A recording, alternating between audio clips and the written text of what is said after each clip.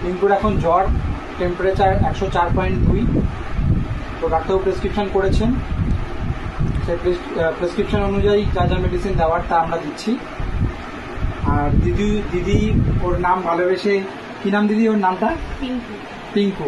তো পিঙ্কু ভীষণই শান্ত বাচ্চা, আর দেখতেই পাচ্ছেন কিভাবে মিষ্টিভাবে বসে আছে। বেড়াল সাধারণত এত চুপচাপ থাকে বলে আমার মনে হয় না, আপনারা তো আশা করি দেখেছেন। তো ওরা একটু চঞ্চল প্রকৃতির হয়।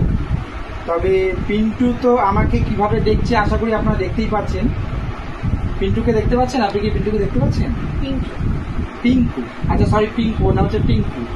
তো পিঙ্কু অনবরত দিদির দিকে তাকাচ্ছে এবং দীপকেও ভীষণ বড় বড় চোখ করে দেখছে যে কি করছিস তুই, দাঁড়া আমি দেখছি। তো আপাতত ওর এখন স্যালাইন চলছে, আইভি স্যালাইন দিচ্ছি আমরা। তো আপনারা কামনা করবেন যাতে ও তাড়াতাড়ি সুস্থ হয়, সঙ্গে থাকবেন। দিদি একটু এই পোর্শনটা ধরুন। টেম্পারেচার ওষুধের কিভাবে নিতে হয় সেটা একটু দেখে নিন আপনারা, তাহলে আপনাদের পক্ষে সুবিধা হবে। যদি কোনো কারণে বাড়িতে বাচ্চা অসুস্থ হয় তাহলে আপনারা বুঝতে পারবেন ওর গায়ে জ্বর আছে কি নেই।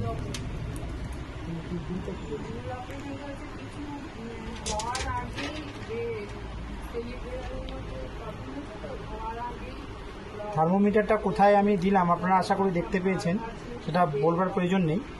তো আমরা প্রায় 40 থেকে 50 সেকেন্ড আমরা এটা রাখবো, তারপরে আমরা জ্বর হয়েছে কি হয়নি আমরা সেটা সঠিক ধারণা একটা এখান থেকে পাবো।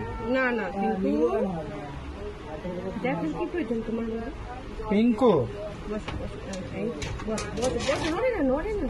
দাঁড়াও বাবু,